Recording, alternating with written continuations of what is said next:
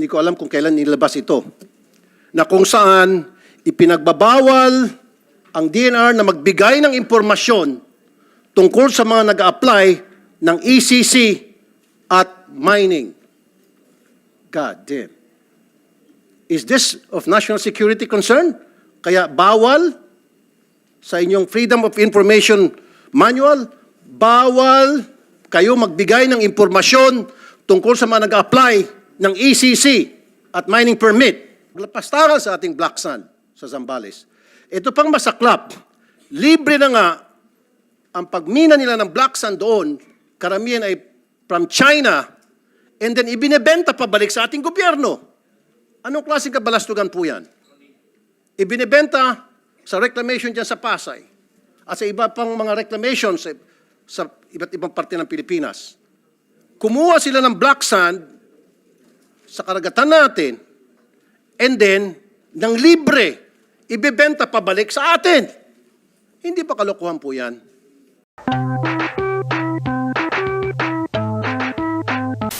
Magandang umaga sa ating lahat.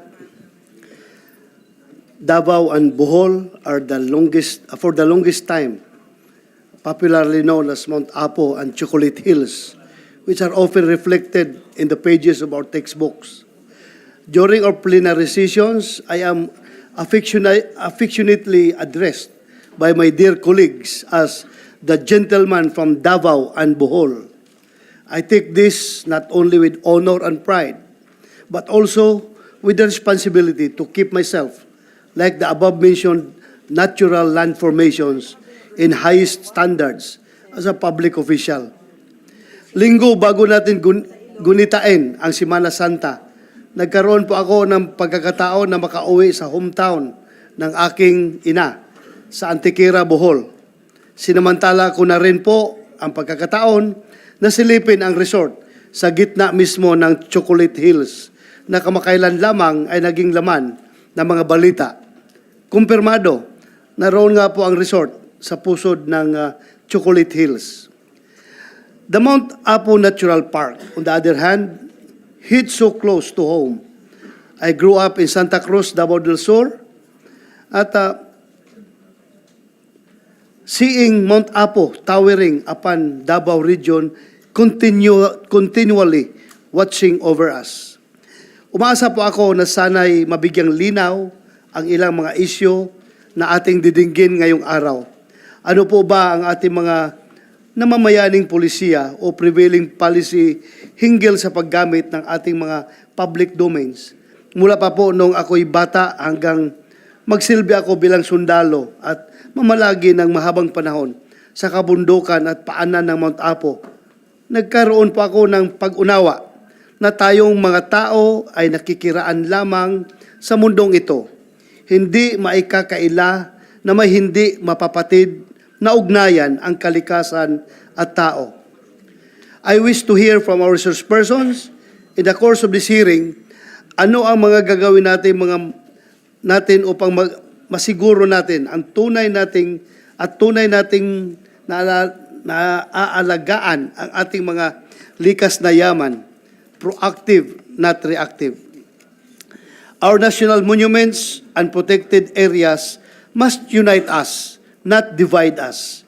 May mga nababasa kasi akong komento, Madam Chair, na nagsasabing, ang mga Bulanon ra ang nakahibalo kung unsa ang maayo para sa Bohol.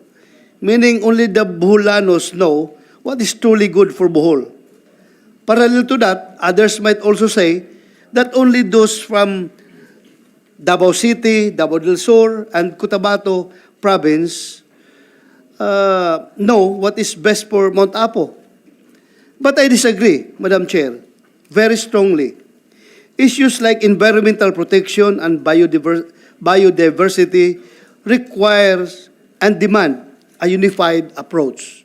Hindi pwede dito ang idya-idya, aho-aho. Sa Bulanon pa. Kung sa Tagalog, kanya-kanya. Magkakaisa tayo dapat dito. Thank you, Madam Chair, for calling this hearing, as well as my colleagues for heeding the urgency of these matters. As a Bulanon and Dabaonon, but most of all, as a Filipino, I am deeply grateful. And kalimutan ko pala banggitin, Madam Chair. Yesterday, I was also invited by the good Secretary of DNR, Secretary Luisaga, to join his team. Nag-inspection rin kami doon sa Mount Apo National Park. Kahapon lang po. Yun lang, Madam Chair. That's all. Thank you. Thank you, Senator Bato de la Rosa. We now recognize Senator Raffy Tulfo. Thank you, Madam Chair. Ang DNR, ang ahensya ng gobyerno na natasang pangalagaan at bantayan ng ating kalikasan. But because of recent events, lumilitaw na ang DNR ay isang ahensya na matatawag kong bantay sa lakay, turo-turo style. Bakit po turo-turo style? Nagtuturoan. Kapag kami po ay tumawag sa DNR para mag-usisa, mag-imbestiga tungkol sa mga illegal structures, tungkol sa mga paglapastangan sa ating mga kalikasan, nagtuturoan. Ito pa po ang pinakamasakit at nakaka-insulto. Ito pong DNR Freedom Information Manual, hindi ko alam kung kailan nilabas ito, na kung saan ipinagbabawal ang DNR na magbigay ng impormasyon tungkol sa mga nag-a-apply ng ECC at mining. God damn. Is this of national security concern? Kaya bawal sa inyong Freedom of Information Manual, bawal kayo magbigay ng impormasyon tungkol sa mga nag-a-apply ng ECC at mining permit. Unang lumabas itong kalokohan sa Bohol, Chocolate Hills. After my exposure, nakatanggap ako ng maraming sumbong tungkol sa paglalapastangan naman ng kalikasan sa Digos, Davao. 97 na mga structures na naitayo doon. Out of those 97, there are few na na-issue ng ECC. But marami doon ang hindi pa. At patuloy pa rin nagpapatayo ng struktura. At nang tumawag po kami kung anong gagawing hakbang ng DNR, we were told, bigyan daw ng 2 years palugit para pagdesisyonan nila kung isasara ba ang dapat isara o hindi isara ang dapat hindi isara. Again, hindi ho ba kabalastugan na naman yan? Now, meron naman po ako natanggap na sumbong. Sa Bohol pa rin. Ito po ang isang shipyard na kung saan 19 hectares po na mangroves ang sinira para mapagpatayo ng shipyard doon. Now, alam ko na ipinagbabawal ang pagputol ng mangroves. Base po sa Republic Act noong 1990. Pero bakit po pinayagan ang pagpapatayo ng isang shipyard sa Bohol? Bakit po nabigyan ito ng ECC? Ngayon, magkaharap-harap tayo, sana wag ho kayo magturuan. Dahil it will be an insult to us here, senators, na in front of us, magtuturuan pa rin kayo. And I'm happy na nandito si Secretary Yulo Loizaga, na I'm sure yung mga katanungan ko namin tungkol sa paglapastangan sa ating kalikasan ay masasagot ng maayos. Black sand mining sa Zambales. Nung last budget hearing, Secretary Loizaga, na pag-usapan natin to, and you did promise na you look into it or better off, ipapahinto yun. Anak ng dagat. Sana ba? Tuloy-tuloy pa rin ang paglapastangan sa ating black sand sa Zambales. Ito pang masaklap, libre na nga ang pagmina nila ng black sand doon, karamihan ay from China, and then ibinebenta pabalik sa ating gobyerno. Anong klaseng kabalastugan po yan? Ibinebenta sa reclamation dyan sa Pasay at sa iba pang mga reclamations sa iba't ibang parte ng Pilipinas. Kumuha sila ng black sand sa karagatan natin, and then, nang libre, ibebenta pabalik sa atin. Hindi ba kalokohan po yan? You guys have to explain. Matagal na pong naging pabaya kayo dyan sa DNR. Hanggang ngayon, patuloy pa rin sa pagiging pabaya. Lumilitaw tuloy na kayo po yung mga protektor ng mga nagsisirang kalikasan. Masungi Geo Reserve. Bakit po nabigyan ng ECC ang Rizal Wind Energy Corporation o Vina Energy? Napakatagal na po na problema itong sa Masungi Geo Reserve. Hanggang ngayon, di po marisolba. Bakit? Sa ngalan ng ano?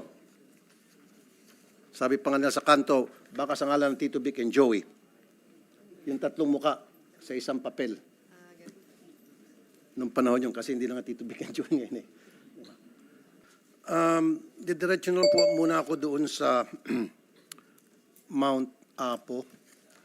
97 po yung mga structures nandoon around Mount Apo, covered ng reserve area. Bakit po 6 lamang po ang nabigyan ng ECC at karamihan ay walang ECC at in process? Ano po yung plano nyo doon? Actually, 57 wala pong ECC, 32 in process, and then 6 lang ang may ECC. So, what's the game plan? Thank you, Madam Chair, and thank you, Senator. I will turn over to Red Dumagan. That is part of her presentation on Mount Apo, and she can respond directly to the questions. Red?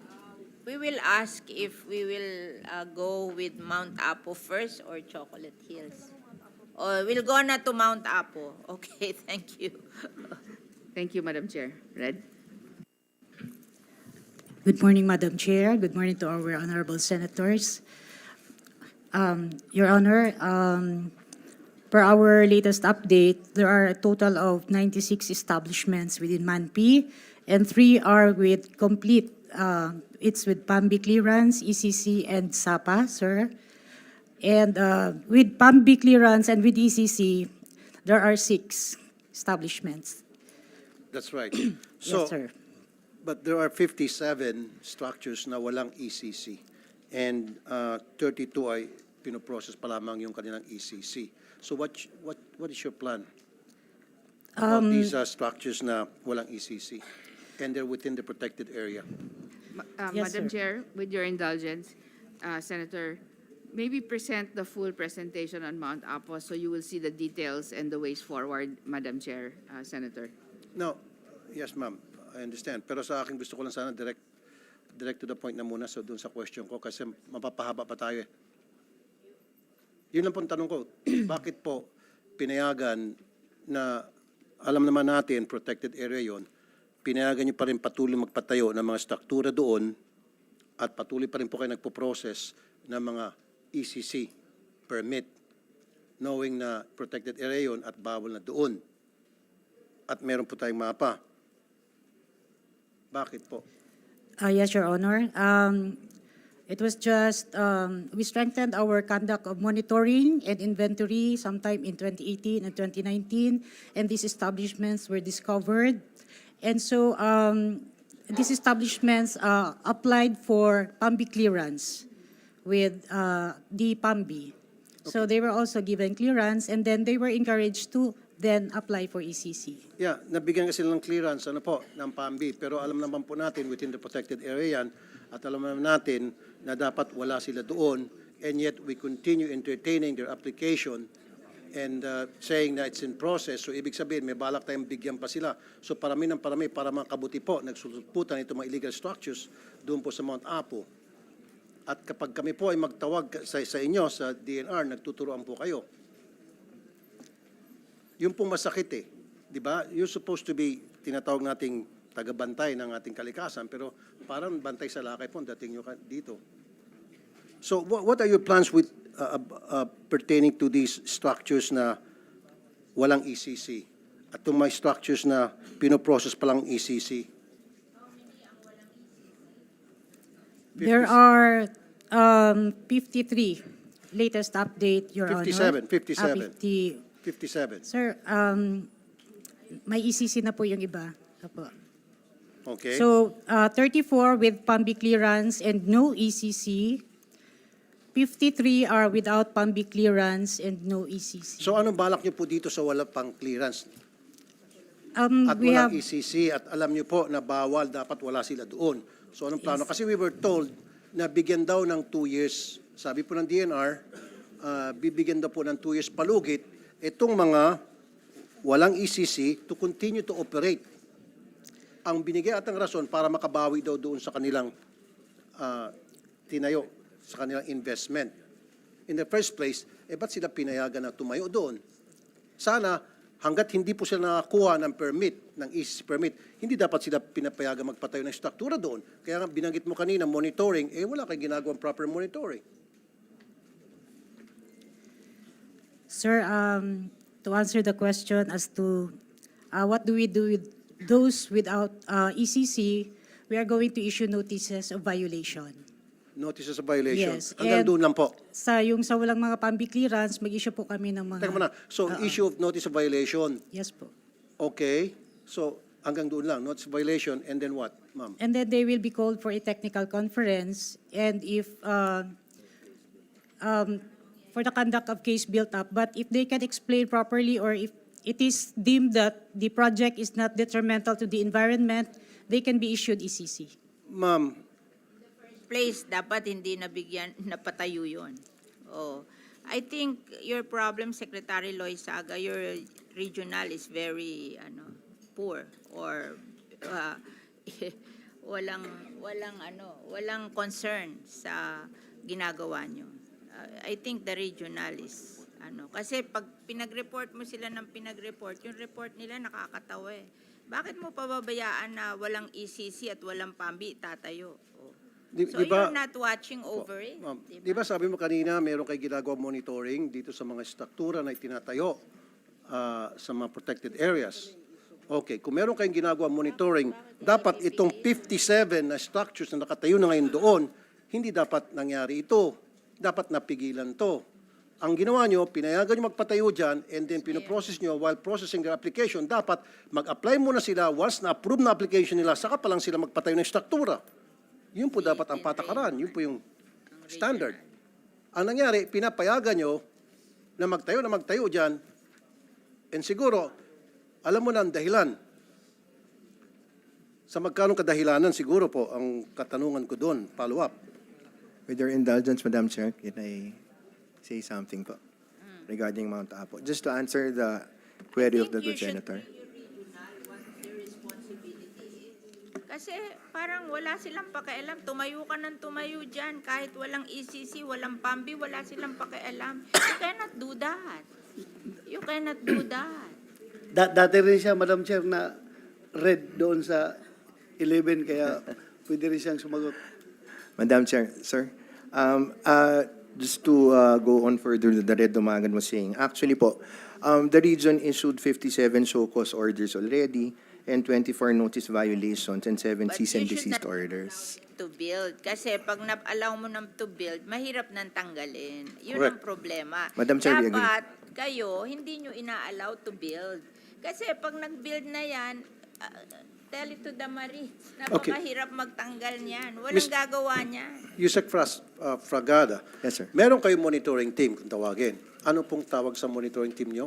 Can you give me the Sir, exact it's name? through the Protected Area Management Office po. Meron po sila. Anong tawag? PAMO Office po. PAMO Office. Yes, What and- does PAMO stands for? Protected Area Management Office. Okay, sila sa all the monitoring. Yes, sir. So, kailangan itong mga taga-PAMO na may jurisdiction sa Mount Apo, pagsisibakin mo. Totoo, hindi ako nagbibiro. Dahil kapag hindi mo pagsisibakin yan, pagdududahan ng mga tao, hanggang sa kataas-taasan, tumatanggap din. Yes, Your Honor. Prove to us na malinis kayo. Yes, Your Honor. Na protector talaga kayo ng environment. Yes, Your Honor. Kasi tama nga naman sinasabi din ni Senator Cynthia na in the first place, hindi niya sana pinayagan yun na makapagpatayo yan. Sinasabi kanina papaulit-ulit, kailangan permit muna bago structure. Dito, nangyari, structure muna saka mag-apply ng permit. Tapos in process pa yung permit, etc. O ngayon, 57. Paano pa ito pasasara itong 57 ito? At sinabihan kami na give them 2 years daw. We agree, Your Honor, with your recommendation. One of the problems actually, and we'd like to recommend to the Senate to help us with this, nabanggit niyo po yung constitution ng PAMO office. For Mount Apo per se, we only have around one plantilla officer there and around maybe 30 job orders po na umiikot So, over ibig sabihin po, 31 ang 62,000. empleyado nyo sa monitoring. Po 62 over, they have to monitor 62,000 hectares of Mount Apo po. So that's one of the areas we'd like to recommend na matulungan po kami ng Senado Sir, to there's increase such thing as our drone. people. Pwede mo lang kayo gumamit ng drone para ma-monitor yung the whole area, kahit na ilang hektarya pa yan, kahit na thousands of hectares yan. Kung gusto, maraming paraan. Kung ayaw, maraming dahilan. Di po ba? Yes, sir. Actually po, this year, because of the budget, would increase the budget on the drones were increased para nga po Sir, further ma-monitor. Sir, we were not born yesterday. All of us were not born yesterday here. Alam ng DNR na itong 57 na mga illegal structures na tinayo doon ay hindi dapat naroon. Pinayagan nila, sabi kanina, sa magkanong kadahilanan. Dahil kapag hindi, sila ay diretso lamang, hindi sana natayo itong mga structures na ito. Ngayon, mahirapan kayo patanggal to. Nakatayo na eh. Di po ba? Yes, So sir. sabi ko, yung mga tagapamo nyo, sir, disiplinahin nyo yun. Dahil sigurado ako, kasabot yun ng mga nagpatayo ng illegal structures. Yes, sir. Yes, Your Honor. We will do that.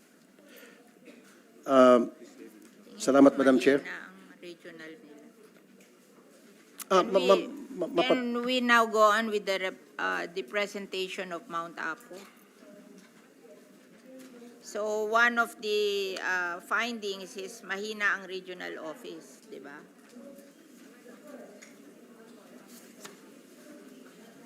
Kasi we're listing our findings, di ba?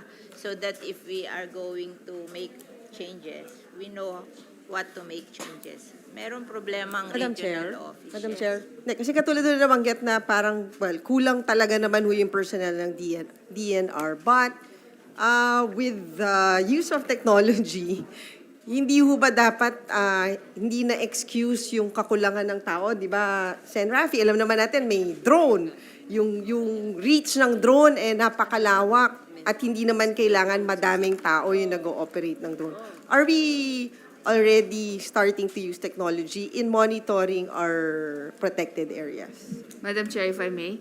Yeah. By virtue of this year's budget and the transfer of 1.2 billion from the NGP to the protected areas through the initiation of Madam Chair, we are establishing drone teams for the protected areas specifically.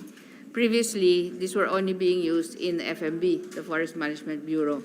But because of the new budget that we have, we are in the process of procurement of the specific drone teams, including the actual technology and the personnel, ma'am, that will be actually trained to operate this.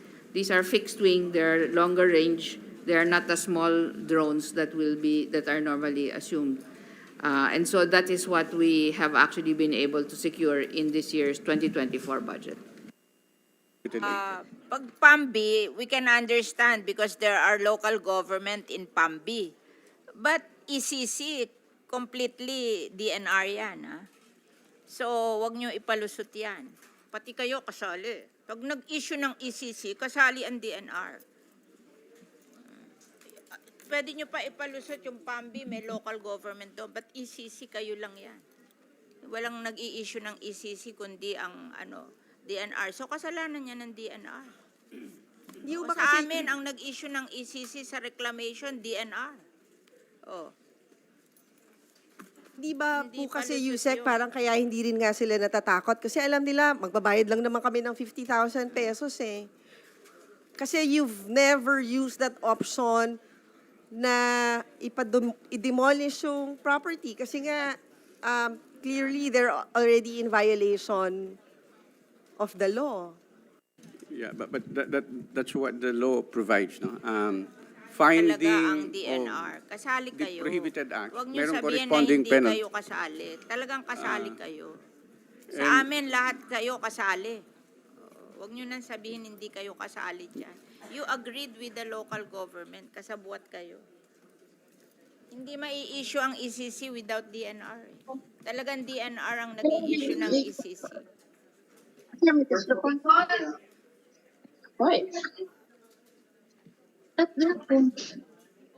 Bakit naghugas kamay na naman, Madam Chair? Ano? Naghugas kamay na naman? Hindi, ang ECC talaga DNR. Ang I know. PAMB, combination ng local yan at saka DNR. Pwede pa silang lumusot dyan. Katulad noon, ang nag-issue, mga barangay captain, oo. Pero yung ECC, hindi pwedeng issue yun ng hindi DNR. As a follow-up dun sa sinabi ni Senator Cynthia, it makes sense na, or it doesn't make sense na yung bang building na illegal ang pagkatayo ay mumultahan nyo ng 50,000 versus dapat pinatanggal nyo na lang. Pinademolish nyo na lang. Di ba? Kasi kung susundin natin, Sen. Rafi, yung mga pending na wala pang permit, parang ang direksyon niya, magkakaroon din So, siya ng permit. itong mga pending, bibigyan nyo lang ng, sinabi naman kanina ni I'm sorry, yung taga-region, pending pero eventually magkakaroon ng permit after certain compliance, kung ano pa man yung compliance na yon. Pero the fact of the matter remains na illegal ang pagtatayo nila doon. So mangyari, mumultahan nyo lang ng 50,000 and then after na makapagbayad ng 50,000 and then igugo nyo na. Dapat, nung makita nyo na illegal yung structure na yun, pinademolish na lang. Kaysa naman pagbayarin ng 50,000 and then igugo later on. Madam Chair, no, if I may, what the law mandates us to do upon the passage of the Inay Pass is inventory existing structures, and then there should be determination if they are detrimental to the spirit of the proclamation or law, making it protected area. Ako, I can And then- understand kung yung A&D, mga agricultural land, I can understand that. But magpapagawa kayo ng mga resort, that's another one. You should ask them to build the resort outside of the protected area on the way to the protected area. They should not build it in the protected area. Ako, I can understand kung ang paggagawa nyo yung mga nakatira doon, mag-agriculture sila. Kasi yung agriculture, mas bagay sa protected area. Magtatanim sila. Okay lang yon. Pero building resort, i-issuehan nyo ng ECC in a protected area, that's really something, ha? And ang ECC talagang DNR lang yan. Hindi yan, hindi yan local government. I can understand pa yung PAMBI. Pero dito, you have to have PAMBI resolution and ECC. Kung ibinigay ng PAMBI yung kanilang resolution, huwag nyo ibigay ang ECC. Because that's your responsibility. Ngayon, kung gusto nila, kung magtatanim, okay lang sa akin yun kasi bagay yun, di ba? Sa protected area na taniman natin. Pero yung lalagyan mo ng mga hotel, mga kung ano-ano, sabihin nyo sa kanila, mag-build sila outside the protected area on the way to the protected area. Kasi kikita din sila dun eh. O, kikita lang sila dun. Yung mga lupa, on the way to the protected area, but not on the protected area. Kasi yung protected area, ba't pa natin dineclare na protected area tapos gagawin nating hanap buhay? Hindi, Madam Chair, hindi na rin sila interesado mag-build ng mga resort outside of the protected area realistically dahil wala na mapupunta doon sa outside the protected area dahil ang malamig na lugar, na klima, nandoon sa protected area. Nandoon yung pupunta mga turista, kaya doon sila nagbibuild. Natin declare na protected area, gawin na lang nating negosyo. Yun nga, yun nga. We're just pretending. We're just pretending. Ma'am, if I may. Ako naman, if you don't want to declare it as a protected area, it's okay with me. Kaya lang, pag na-declare na protected area, we have to protect, di ba?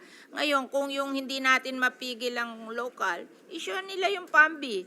But the ECC, hindi kompleto. So we have a case against them because walang ECC.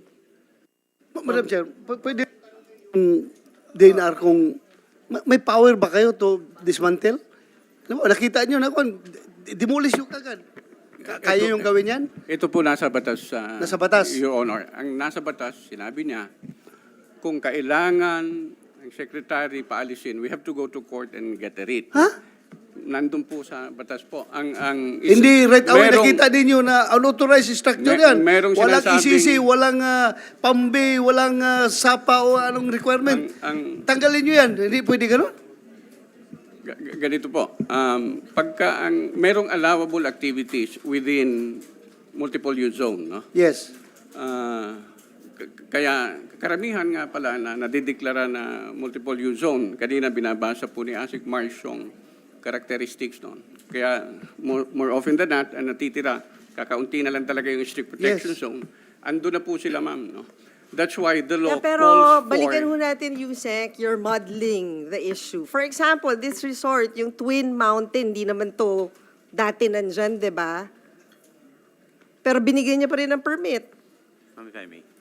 Matagal na ba yung resort na yan dyan? Madam, just to answer your question whether we allow development in protected areas, the answer is it depends. Ang DNR po nag-i-issue ng ECC sa mga development, vertical or horizontal development, pero dapat po may dalawang condition. Number one, we can issue development if the area is a multiple use zone. It is indicated in the law. The second one is that if the activity is consistent with the project protected area management plan. If the activity will not be consistent with the project protected area management plan, then the ECC will not be issued. In the case of in these illegal structures, nakita po natin na mga resort, talagang hindi naman po talaga consistent yon. So that's the reason why we're looking at it. Interview na po ang DNR. Talagang kailangan po matanggal dyan yan. Kaya lang ang proseso po natin, the DNR has no power to immediately demolish like what we have experienced in Boracay Island. Most of the areas in Boracay Islands are located in a forest land. So talagang illegal po yun nandun. Kaya lang hindi po namin siya magawa dahil kailangan po pumunta kami sa court. Wait, pero nagawa. Nalinis ang Boracay, di ba? Ginawa po we na- have to give yeah. credit kay President Duterte. That's correct. Kasi talagang nagkaroon siya ng, ano ba yun, talagang pinaglaban niya na ma-rehabilitate yung Boracay. At lahat naman sumunod, di ba? So kung gusto, kayang gawin. Ang nangyari po sa Boracay, dun sa mga areas na kaya natin, katulong po natin yung local government na nag-demolish. Pero DNR alone under the existing law, we don't have the power, Madam Senator, to immediately demolish and we need to go to court. Yeah, but you've never exercised the option to demolish eh. The mere fact na binigyan nyo, pinenalty nyo na nga lang ng 50,000 eh. Well, ilang beses nyo in-exercise yung portion, yung power nyo to demolish? At pwede rin makadagdag, Senator, Ma'am. Okay, kapag halimbawa yung isang illegal structure sa within the protected area, dinemolish nyo, madidimanda ba kayo? Alam nyo na kayo'y nasa tama, alam nyo na may batas na dapat hindi siya nagpatayo. Halimbawa yung isang negosyo, hindi dapat nagpatayo dyan ng struktura, wala siyang ECC, marami siyang violation, etc. Kapag dinimolish nyo yan, madidimanda ba kayo? Makukulong ba kayo? Matatanggal ba kayo sa pwesto ninyo? Kung madidimanda, sir, No, Madam pakisagot. Chairman, yes, madidimanda. Madidimanda kayo? Madidimanda po. Opo. At matatanggal ka sa trabaho? I'll take the Boracay as example. I've faced several cases. Kami po yung nagpatanggal. Ang totoo niyan, kaya napadali po yung Boracay. Yung Municipality of Malay, meron po siyang ordinansa. Pero that only pertains to the beach area. Those, they have this so-called 25+5 ordinance. Ang requirement lang po doon, kailangan ng notice, isyuhan nila ng notice, in 10 days pag walang ginawa, they can summarily demolish. So, pumasok kami with DPWH, napadali po. So pwede pala. Pwede po, pwede. So, basta't may proseso lang. After 10 days, Pagka meron pong ordinansa in the case of Boracay, Kaya nga. in other areas, in fact, there are areas in Boracay that we were not able to do that. Those structures in the forest land, we all went, we went to court for the demolition of those structures. Some are still pending. pero di ba parang masakit yon na alam nyo na illegal yung pagtayo ng struktura dyan, meron silang binayolate na batas natin dahil protected area yan, and yet all you can do right away or for the meantime is mumultahan ng 50,000 and then pupunta ka sa korte, which is mahaba yung proseso, tama? Sometimes it will take years bago mag-grant yung request nyo ng korte, tama? Whereas yung nangyari sa Boracay, napakabilis. Agad-agad na maraming na-demolish. Tama po. In fact, in our position paper, meron po kaming in-include na baka magkaroon kami ng summary authority, an authority to summarily demolish areas, no? Structures in protected areas, gagawin po namin. So are you saying na kailangan ng legislation for that? Para yes po, kasi ang magkaroon ka sabi ng outright sabi- authority? Sa batas mismo, sinabi po, we have to go to court po. Okay. Madam Chair, with the indulgence of Senator Tolpo, yung sabi mo, attorney, na equip kayo ng yung city municipal ordinance, yung lugar ng sa Boracay, kaya napabilis. Opo. So, Yes, Your Honor. in the case of Mount Apo, andito man ang mayor ng Digos, andito yung mayor ng Kidapawan, baka pwede natin silang pakiusapan din na maggawa rin ng Boracay model na resolution. Asa si Mayor? Presentation, they Andito want si to Mayor present Cagas it. ng Digos, Mayor, saan si Mayor ng Kidapawan? Ano si Mayor ng Kidapawan? Mayor, I think narinig nyo yung sinabi ni attorney na mayroong resolution? Baka pwede rin kayong, para ma-empower ninyo yung pati national agencies na ma-preserve yung ating lugar.